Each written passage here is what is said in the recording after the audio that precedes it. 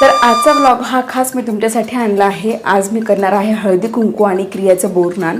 क्रियाचं हे दुसरं बोरनान आहे आणि माझं लग्नानंतरचं हे तिसरं हळदी कुंकू आहे। ॲक्च्युली माझ्या लग्नाला आता 4 वर्ष होतील, पण क्रिया ज्या वर्षी झाली त्या वर्षी माझं हळदी कुंकू होणं पॉसिबल नव्हतं, त्यामुळे माझं हे तिसरं हळदी कुंकू आहे। तर हळदी कुंकांच्या निमित्ताने मी महिलांसाठी आणि लहान मुलांसाठी ओली भेळ करायचं डिसाईड केलं आहे।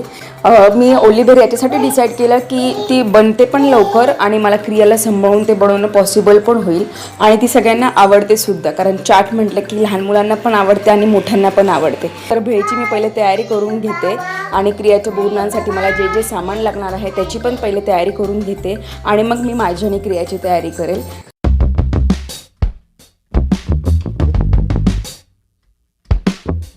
भेळ बनवण्यासाठी इथे मी फरसाण काढून ठेवला आहे, यूज अँड थ्रोचे प्लेट्स आणलेले आहे, बारीक शेव आणि टोमॅटो काढून ठेवला आहे, प्लास्टिकचे चमचे मी लहान मुलांना देणार आहे आणि स्टीलचे मोठ्यांना, दही काढला आहे, चिंचेचा कोळ काढला आहे, कांदा चिरून ठेवला आहे, खूप सारी कोथिंबीर चिरून ठेवली आहे आणि इथे मुरमुरे आणून ठेवले आहेत।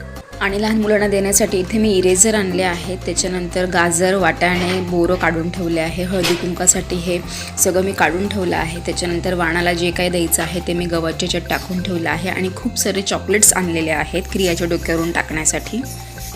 तर सर्वात आधी मी क्रियाला ओवाळून घेणार आहे आणि तिचं बोरनान करून घेणार आहे।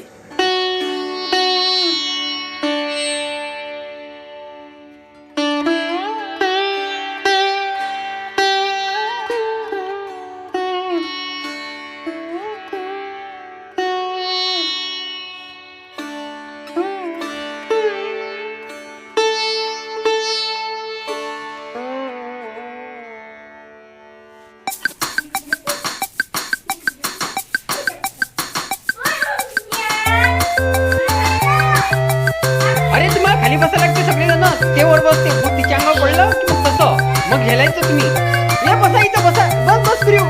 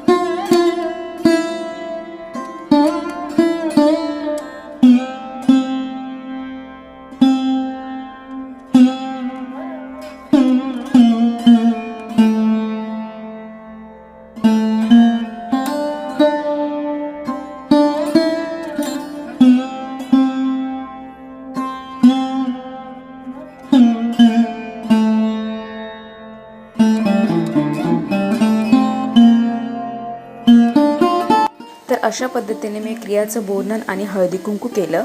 तर तुम्हाला माझा आजचा व्लॉग कसा वाटला हे तुम्ही मला कमेंट करून नक्की सांगा. व्हिडिओला जास्तीत जास्त शेअर करा आणि लाईक करा. भेटूया नेक्स्ट व्लॉगमध्ये. तोपर्यंत काळजी घ्या. Bye bye.